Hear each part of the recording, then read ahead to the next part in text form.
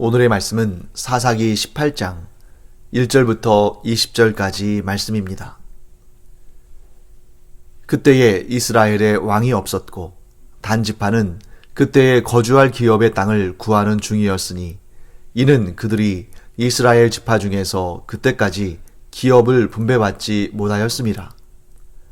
단 자손이 소라와 에스다올에서부터 그들의 가족 가운데 용맹스런 5사람을 보내어 땅을 정탐하고 살피게 하며 그들에게 이르되 너희는 가서 땅을 살펴보라 하매 그들이 에브라임 산지에 가서 미가의 집에 이르러 거기서 유숙하니라. 그들이 미가의 집에 있을 때에 그 레위 청년의 음성을 알아듣고 그리로 돌아가서 그에게 이르되 누가 너를 이리로 인도하였으며 내가 여기서 무엇을 하며 여기서 무엇을 얻었느냐 하니 그가 그들에게 이르되 미가가 이러이러하게 나를 대접하고 나를 고용하여 나를 자기의 제사장으로 삼았느니라 하니라. 그들이 그에게 이르되 청하건대 우리를 위하여 하나님께 물어보아서 우리가 가는 길이 형통할는지 우리에게 알게 하라 하니 그 제사장이 그들에게 이르되 평안히 가라. 너희가 가는 길은 여호와 앞에 있느니라 하니라.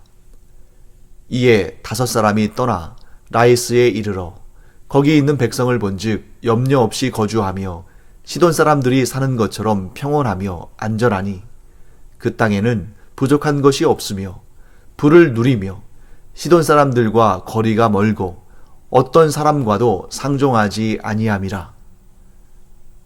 그들이 소라와 에스다올에 돌아가서 그들의 형제들에게 이르매 형제들이 그들에게 묻되 너희가 보기에 어떠하더냐 하니 이르되 일어나 그들을 치러 올라가자.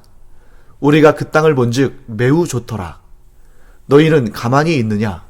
나아가서 그 땅 얻기를 게을리하지 말라.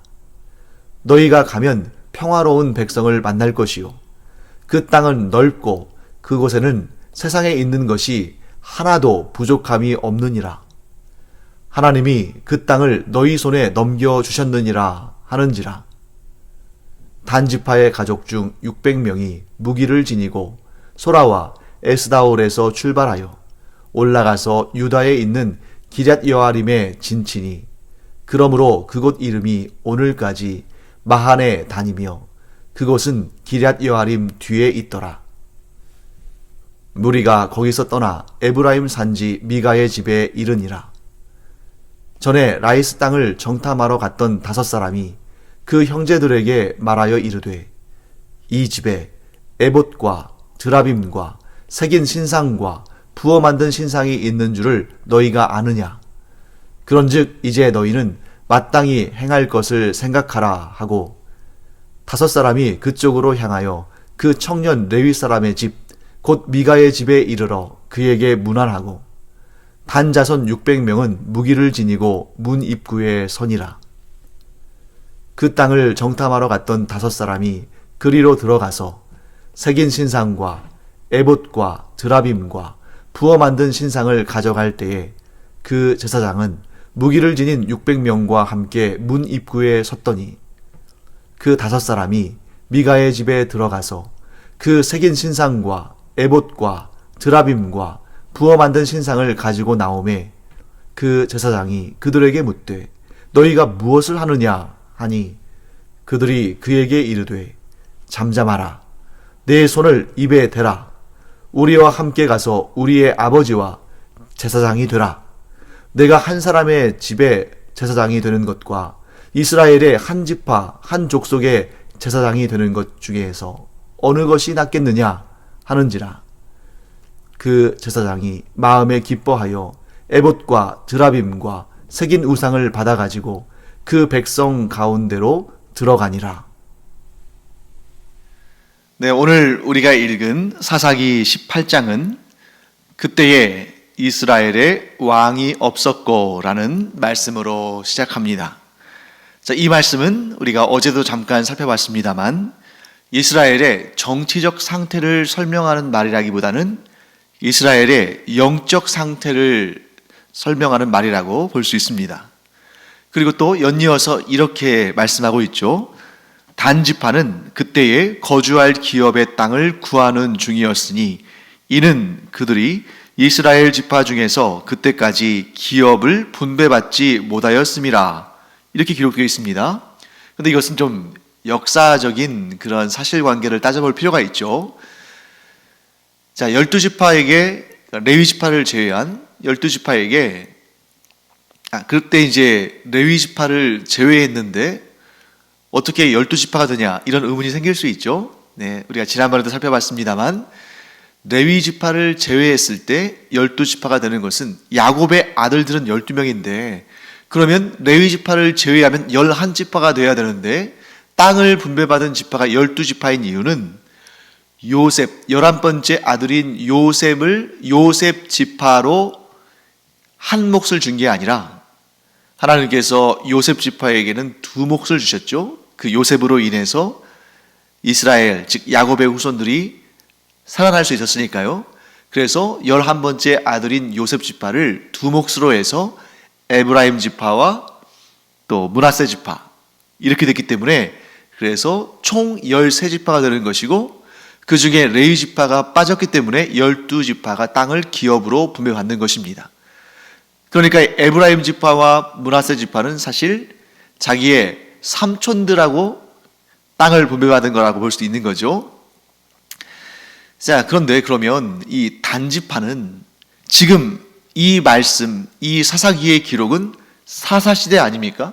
그래서 출애굽 여정을 마치고 가나안 땅에 들어가서 여호수아 시대를 거치고 그 다음에 사사시대가 됐기 때문에 여호수아 시대 때 이미 땅 분배는 다 끝났습니다.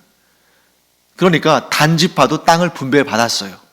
그런데 여기 오늘 1절 말씀에 단지파가 그때 거주할 기업의 땅을 구하는 중이었으니 이는 그들이 이스라엘 지파 중에서 그때까지 기업을 분배받지 못하였음이라. 이 말씀은 어떤 뜻이냐면 정말 단지파가 미움을 받거나 혹은 소외돼서 그들이 땅을 분배받는 과정 가운데에 끼어들지 못하거나 그들에게 주어진 땅이 없다는 뜻이 아니라 그들이 여호수아 시대 때에 그들에게 할당된 땅을 분배받았으나 그러나 그 땅을 지금 차지하지 못한 상태에 있다. 그러니까 다른 지파들은 자신들이 분배받은 땅을 차지하고 거기에서 살고 있는데 단지파는 아직 충분히 그 땅을 제대로 정복하지 못한 그런 상태에 있다는 것입니다. 좀 구체적으로 내용을 볼까요? 단지파가 분배받은 땅은 어디냐면 가나안 땅의 남서쪽입니다. 자, 여러분, 가나안 땅의 남서쪽 하면 여러분들이 좀 이 성경의 지리에 대해서 좀 관심이 있으신 분들은 딱 느낌이 올 거예요. 그 땅은 블레셋 사람들이 거주하는 땅이죠. 오늘날도 이스라엘에 굉장히 큰 테러가 있다든지 또 거기에서 무슨 문제가 발생한다든지 그러면 매스컴에 계속 보도되는 게 어떤 말이 나오냐면 가자 지구에서 폭탄 테러가 일어났다. 가자 지구, 곧 팔레스타인 사람들의 집단 거주 지역에서 난동이 일어났다. 이런 보도를 우리가 자주 들을 때가 있죠. 그때 그 가자 지구, 아마 성경을 읽지 않은 사람들도 가자 지구라는 말은 이 뉴스를 통해서 많이 들었을 거예요. 근데 그 가자가 뭐냐면 바로 성경의 가사. 우리가 삼손 공부할 때도 이미 가사가 나왔었죠. 가사에 있는 기생과 삼손이 이렇게 하룻밤을 지내는데 가사 사람들이 삼손을 죽이려고 매복했다가 삼손이 이미 다 눈치를 채고 있었죠. 그래서 한밤중에 일어나서 그 가사 성읍 문을 뜯어가지고 헤브론 앞산에 갖다 놓는 그런 일도 있었습니다. 그래서 이 지역은 대대로 블레셋 사람들이 아주 강하게 힘을 발휘하는 곳이었어요. 그러다 보니까 단지파 사람들이 주눅이 들고 너무 괴로운 겁니다. 왜냐하면 이 블레셋과 지경을 마주하고 있으니까 이 블레셋 사람들은 철기 문명을 가지고 있었고 이미 그때 반면에 이스라엘 사람들은 청동기 문명 단계에 머물러 있었고 상대가 안 되는 거죠. 그나마 다른 지파들은 이 블레셋 사람들의 지역과 좀 멀리 떨어져 있었어. 또 단지파가 그 사이에 좀 방어막이 돼가지고 이렇게 좀 상대적으로 좀 덜 심각하다 한다면 단지파는 국경을 마주하고 있으니까 얼마나 힘들고 괴롭겠습니까? 그래서 이 단지파 안에서 어떤 움직임이 일어나냐면 우리가 이곳을 떠나자. 여기서는 너무 힘들다. 하나님께서 우리에게 주신 땅이긴 하지만 다른 지파들에 비해서 우리는 너무 손해를 봤다. 너무 강한 블레셋이 우리 곁에 있으니까 우리가 너무 괴로우니까 좀 평안하게 살 수 있는 곳을 찾아보자 하는 그러한 움직임이 일어났습니다. 그런데 이 가나안 땅 안에서는 그들이 거주할 땅을 찾는 일은 불가능하죠. 왜냐하면 이미 다른 11지파가 다 땅을 분배받아서 거주하고 있으니까. 그래서 이들은 어디를 향해 가냐면 가나안의 최북단. 그러니까 이 가나안의 북쪽은 뭐 이사갈, 스불론, 납달리, 아셀 이런 지파들이 있는데 그 위쪽으로 올라가자. 그래서 그 위쪽은 어디냐면 갈릴리 호수가 있고 그 위로 헤르몬 산이 있고 오늘 본문에 나오는 지명으로는 라이스라는 곳이 있는데 그쪽으로 올라가자. 이렇게 마음을 모은 거죠. 그래서 이제 길을 떠나는데 단지파에서 5명의 정탐꾼을 파송합니다. 우리가 차지하고 살 만한 그러한 평안한 땅이 있는지 가서 한번 찾아보자 한 것이죠. 그들이 가는 여정에 어디를 거쳐가야 했었냐면 에브라임 산지를 거쳐가야 했습니다. 그런데 우리 에브라임 산지 하면 우리 어제 공부했던 내용이 이제 떠오르는 거죠. 에브라임 산지에 미가라 이름하는 자의 집이 있었습니다. 그리고 그는 아마 상당히 부유한 사람이었을 거예요. 그러니까 그의 어머니가 은 1,100을 소유하고 있다가 그것을 아들이 도둑질해가고 나중에 그것을 다시 돌려주니까 그걸 가지고 우상들 만들고 막 하지 않습니까? 그 집에서 이 5명의 단지파의 정탐꾼들이 유숙을 합니다. 그런데 거기에서 이 5명의 정탐꾼들이 그 집에 레위 지파 사람이 있는 것을 알게 되었습니다. 레위 지파 사람의 목소리를 들은 거죠. 그러니까 아마도 그가 레위 지파에 속한 사람이라는 것을 깨달은 이유는 레위 지파는 이스라엘의 곳곳에 파견되어서 살고 있잖아요. 48개 성에. 그러니까 이 레위 사람들의 독특한 억양이나 혹은 레위 사람이 또 율법을 낭독하는 그의 주 업무니까 그런 소리를 아마 들었을 가능성이 큽니다. 그리고 호기심을 가지고 너 여기서 뭐 하는 거냐? 너 레위 사람인데 왜 이 집에 있냐? 왜 레위 지파 사람들에게 할당된 그 성읍에 있지 않고 왜 여기에 이 개인 집에 있느냐 하고 꼬치꼬치 물었을 겁니다. 그러니까 이 레위 사람은 이마저마해서 내가 이렇게 돌아다니다가 이 집을 거치게 됐는데 이 집의 주인인 미가라는 사람이 나에게 좋은 제안을 해서 내가 이 집안의 제사장이 되었다 하는 것을 쭉 설명을 했겠죠. 자, 그 제사장에게 단지파 사람들은 이렇게 요청을 합니다. 아, 그래, 잘 됐다. 당신이 제사장이니까 하나님께 우리가 가는 이 길이 형통할 것인지 아닌지 한번 여쭤봐 달라. 이렇게 부탁을 합니다. 단지파 사람들이 이렇게 요청한 이유는 아마도 그 집에서 레위 지파 제사장이 있는 것을 보았을 뿐만 아니라, 자, 우리 어제 본 내용 중에 이런 내용이 있었죠? 미가가 자기의 집에 무엇을 두었습니까? 네, 신상들이 있었죠. 우상들. 그래서 조각한 우상, 또 금속을 녹여서 부어 만드는 우상, 그리고 에봇과 드라빔도 있었다는 것을 우리가 알고 있습니다. 근데 에봇은 무엇입니까? 원래 에봇은 이런 개인 가정집에 있어서는 안 되는 거죠.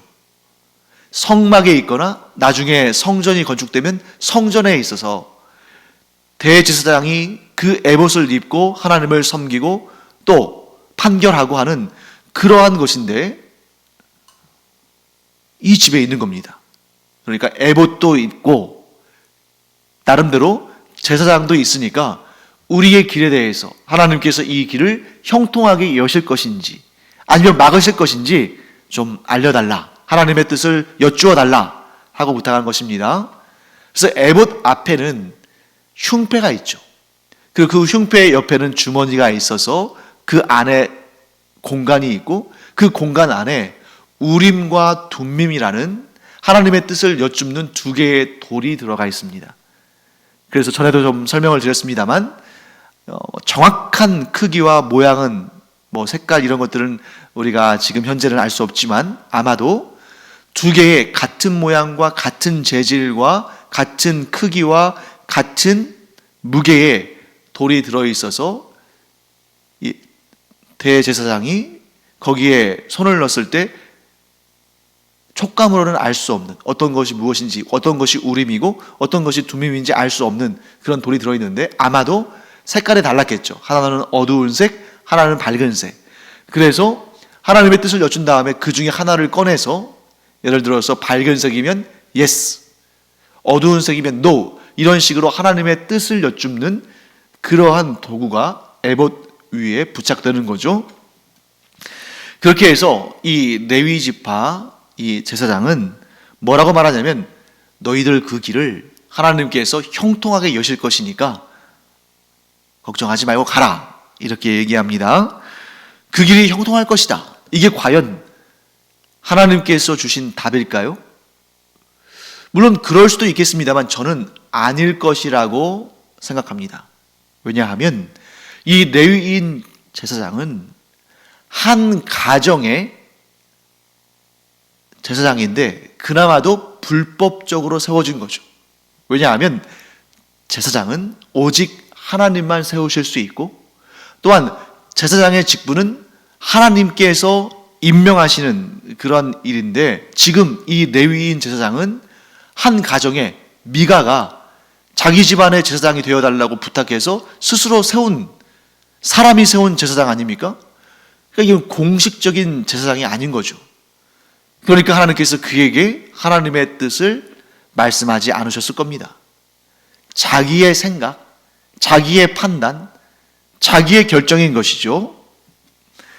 하지만 이 단지파 사람들은 그의 말을 듣고 기분이 좋아서 안심하고 라이스로 올라갔을 겁니다.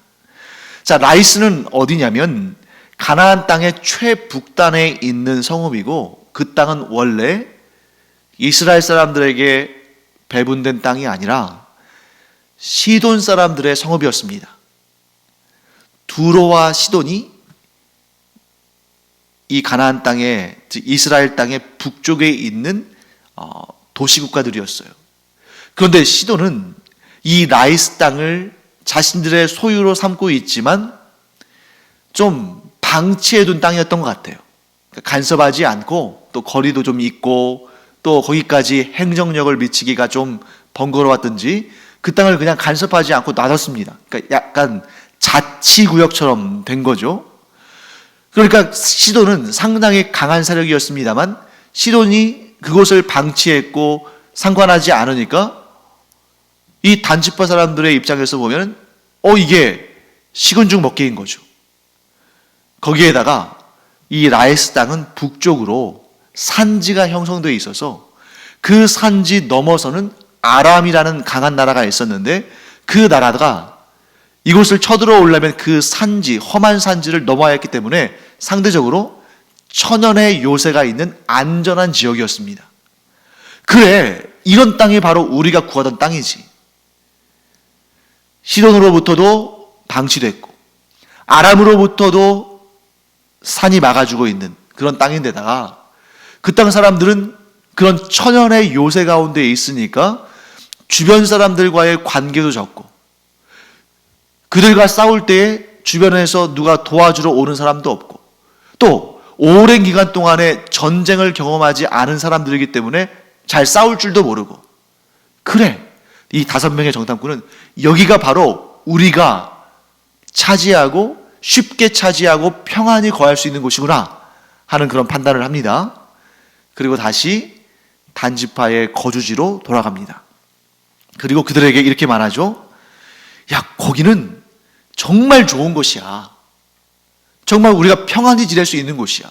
지금 여기는 블레셋 사람들 때문에 우리가 너무 고생을 하는데, 거기는 그 라이스 땅은 천연의 요새이기 때문에 원래는 시돈 사람들의 땅이지만 그들이 방치해놨고 신경도 안 쓰고 아람으로부터도 이 산지가 보호해주고 있고, 그 사람들은 오랜 기간 전쟁하지 않아서 우리가 싸워도 충분히 이길 수 있으니까 하나님이 우리에게 주신 땅이야 하고 그들에게 말합니다. 그런데 이 말에는 아주 중요한 문제가 있는 거죠. 하나님께서 주신 땅은 그 라이스 땅이 아니라 가나안 땅의 남서부에 있는 블레셋과 국경을 맞대고 있는 그 땅입니다. 그러면 하나님께서 주신 땅을 어떻게 해서든지 간에 힘을 기르고, 또 하나님께서 우리와 함께 하신다는 그런 믿음의 담대함을 가지고 하나님께 도움을 구하고 하나님께서 그들과 함께 하심을 믿으면서 그 땅을 차지해 나가야 되는데, 정작 하나님께서 분배해 주신 땅은 싫다고 하고 하나님께서 분배해 주시지 않은 그 땅을 차지하겠노라고 이들이 나서는 것입니다. 이것은 바로 단지파 사람들의 욕심인 거죠. 그래서 제가 여러 번 여러분에게 말씀을 드립니다만, 욕심이라는 게 뭐냐? 욕심이 잉태되면 욕심이 잉태하여 죄를 낳는데, 그 욕심이 뭐냐? 제가 이렇게 설명을 드렸죠. 하나님께서 주신 것에 대해서 감사하지 않고 하나님께서 주시지 않은 것에 대해서 탐내는 것, 그게 바로 욕심인 것입니다. 하나님께서 그들에게 주신 이 가나안 땅의 남서부 지역을 그들은 감사함으로 받지 않고 싫어하고 그곳에 거주하기를 원치 않고, 하나님께서 그들에게 배분해 주지 않으신 그 가나안 북쪽 끝에 라이스 땅, 그 땅을 탐내하는 것, 이게 바로 단지파의 욕심인 거죠. 그래서 그 욕심을 품고 그 땅을 차지하자 하고 그 5명의 정탐꾼들이 말합니다.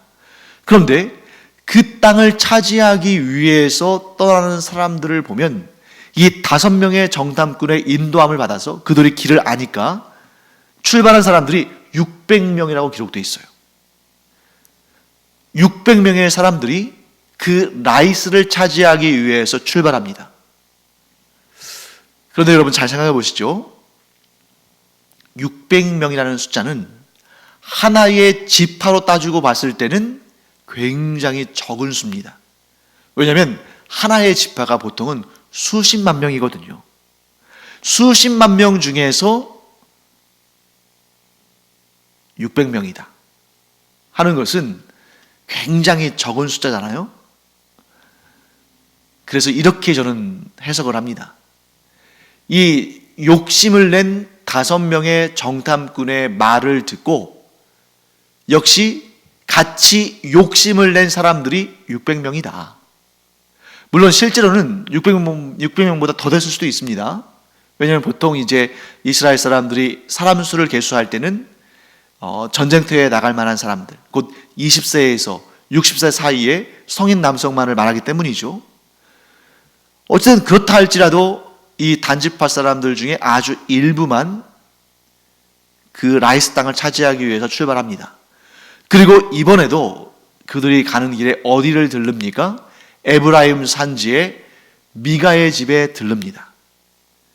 그런데 그때 이 5명의 정탐꾼, 이미 그 집을 방문했었던 그 5명의 사람들이 뭐라고 그 600명의 사람들에게 말하냐면, 야, 이 집에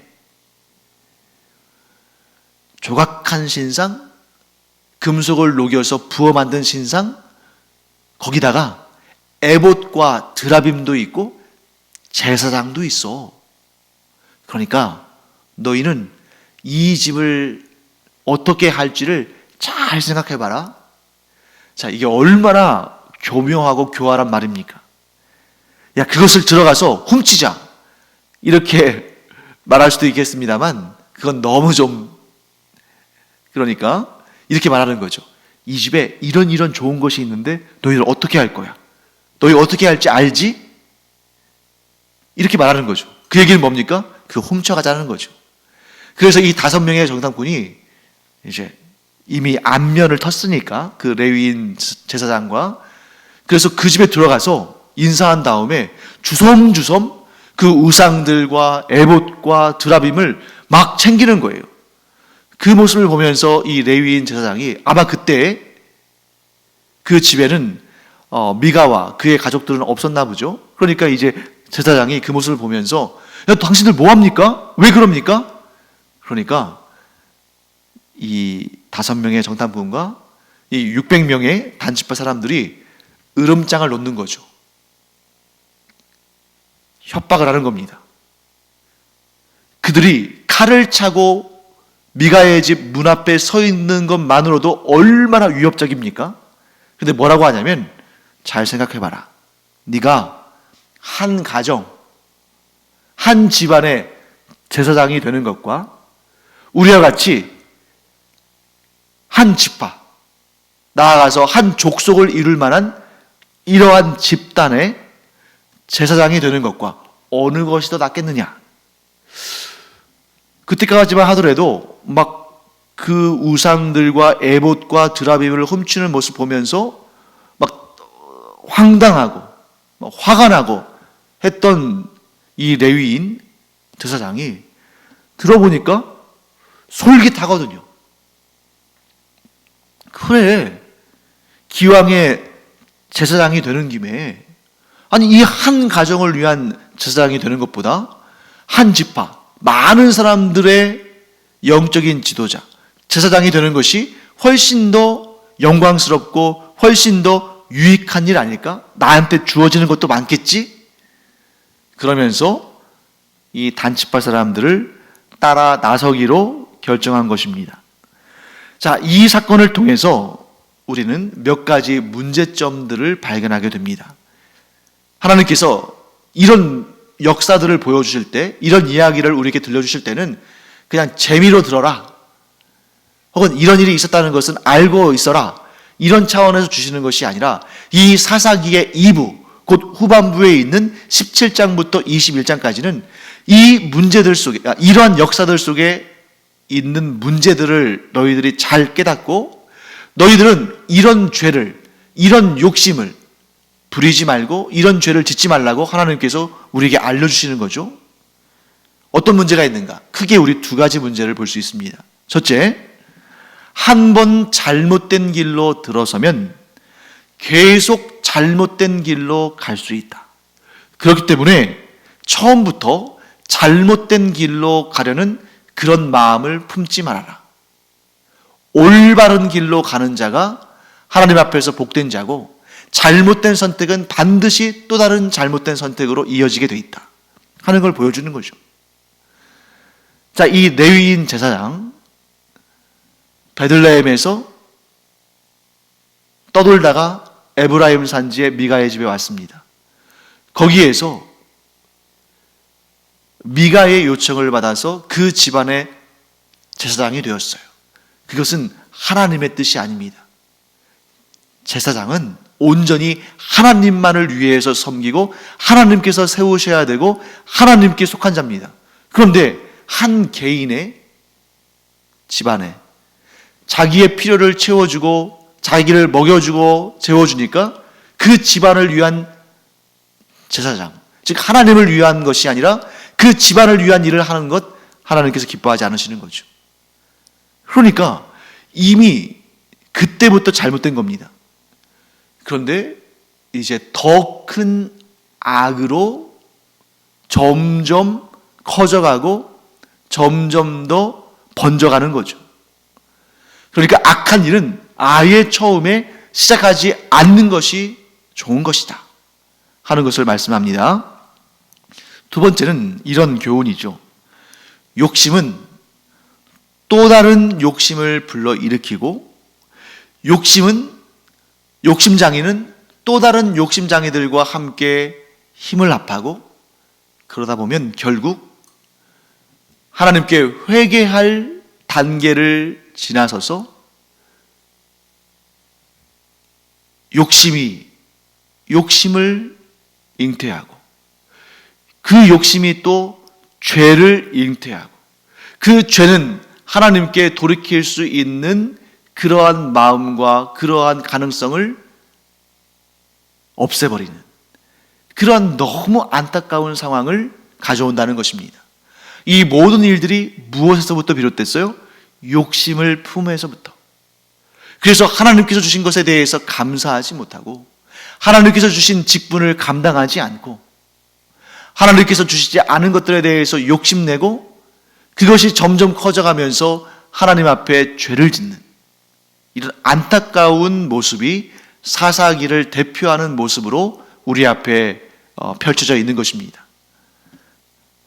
그래서 이 레위 제사장은 한 가정의 제사장으로 있다가 한 지파의 제사장으로 이제 올라가는 것처럼 보이죠? 하지만 잘 보세요. 이 레위인은 한 도둑의 가정의 제사장으로 있다가 한 도둑 지파의 제사장으로 좋지 않은 승진을 하는 것입니다. 더 악한, 더 하나님 앞에 큰 징벌을 받을 그런 사람으로 점점 더 악해져 가는 거죠. 미가 어떤 사람입니까? 어머니의 은을 도둑질한 사람이에요. 또한 하나님께 온전히 쓰임받아야 할 제사장을 도둑질한 사람입니다. 왜요? 자기 집안의 풍요와 복을 기원하기 위해서 하나님께 쓰임받을 제사장을 자기 집안을 위해 쓰임받을 제사장으로 도둑질한 거죠. 그랬더니 이 사람을 또 누가 탐냅니까?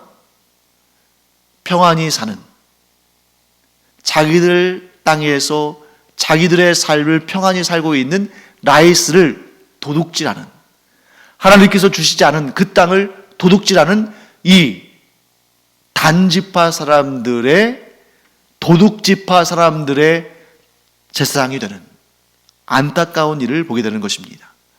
사랑하는 성도 여러분, 가장 좋은 것은 뭐였어요? 악한 일을 시작하지 않는 것, 욕심을 내지 않는 것, 죄의 발을 담그지 않는 것, 이게 가장 좋은 일입니다. 우리 모두 그와 같이 욕심내지 않고, 죄의 발을 담그지 않고, 하나님 앞에서 거룩하고 정결한 사람들로 살기를 축원합니다. 그런데 그게 쉬운 일이 아니잖아요. 그래서 우리는 더욱 성령님을 의지해야 됩니다. 오늘날 우리를 돌보시고 보호하시고 힘을 주시고 인도하시기 위해서 성령께서 이곳에 오셨죠. 성령께서 이 세상에 오셨습니다. 성령의 역사, 성령의 역할은 우리를 죄에 빠져 있지 않게 하시고 우리를 하나님께서 기뻐하시는 그 인생길을 걷도록 우리를 도우시며 우리가 구원에 이를 때까지 우리를 보호하시고 지켜주시고 인도하시는 일입니다. 우리가 천국에 이를 때까지 성령께서 우리를 인도하시고 우리에게 새 힘을 주시고 우리와 함께 하실 것입니다. 그렇기 때문에 우리 안에서 욕심이 일어나려고 할 때, 우리가 죄악 가운데에 그 죄악의 발을 담글 만한 그런 유혹과 사탄의 시험을 받을 때 우리가 더욱 성령님을 의지하고 성령님의 인도하심을 구하고 그 성령님의 인도하심에 순종함으로 말미암아 죄를 짓지 않고, 혹 죄를 지었다면 즉각적으로 회개하고 돌이켜서 하나님을 향해 나아가는 그런 우리가 되기를 간절히 축원합니다. 기도하겠습니다. 하나님 감사합니다. 이 사사기에 나오는 이 끔찍한 욕심과 죄악들을 보면서 저희 안에도 그런 욕심과 죄를 향한 죄성이 존재함을 고백합니다. 그러므로 저희는 성령님의 도우심이 간절히 필요한 사람들입니다. 간절히 간구하오니 성령께서 저희를 보호하시고 인도하시고 저희와 함께하여 주셔서 죄 가운데 저희가 범죄하는 것이 아니라 하나님 앞에서 점점 더 거룩해져 가고 하나님의 기쁘심이 되는 저희들 되게 하여 주시옵소서. 감사드리며 예수님의 이름으로 축복하며 기도합니다. 아멘. 기도하는 시간입니다. 성령님의 도우심을 간구하며 우리가 죄와 욕심 가운데에 하나님으로부터 떨어져 나가고 멀어지는 것이 아니라 하나님을 더 가까이 하며 하나님을 기쁘시게 하는 자들 되기를 축원합니다. 기도하겠습니다.